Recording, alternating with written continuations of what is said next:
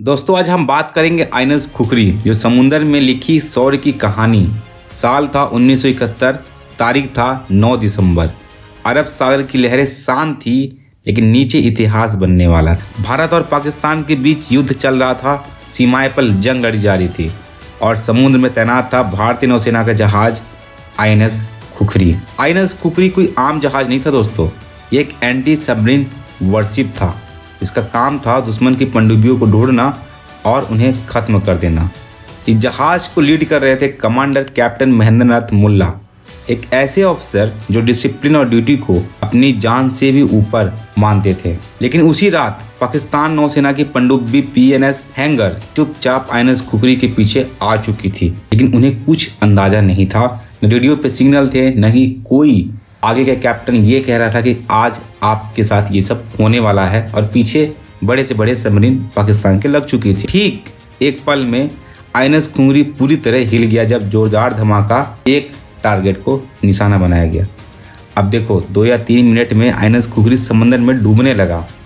जहाज पर अफरा तफरी मच गई, लेकिन उसी छांव में एक आवाज़ गूंजी, ऑल मैन अबैंडन शिप।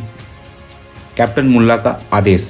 देखो, उन्होंने अपने हर जवान को पहले बचने का मौका दिया और अपने वहीं खड़े रहे। किसी ने कहा, सर आप भी तो चलिए, लेकिन कैप्टन मुल्ला रुके रहे और जहाज के ब्रिज पर खड़े थे, सीधा शांत अडिंग। उनके शब्द थे, a captain goes down with his ship. और उसी के साथ आइनस खुखरी अपने कप्तान को समुंदर में लेके समा गई। ये पल उनके लिए बहुत ही खतरनाक रहा होगा दोस्तों। और उस रात 176 भारतीय नौसैनिक शहीद हुए। आज़ाद भारत के इतिहास में ये नौसेना का सबसे बड़ा युद्धकालीन नुकसान माना गया। कैप्टन महेंद्र नाथ मुल्ला भारतीय नौसेना के पहले अधिकारी बने जो युद्ध में अपने जहाज के साथ शहीद हुए।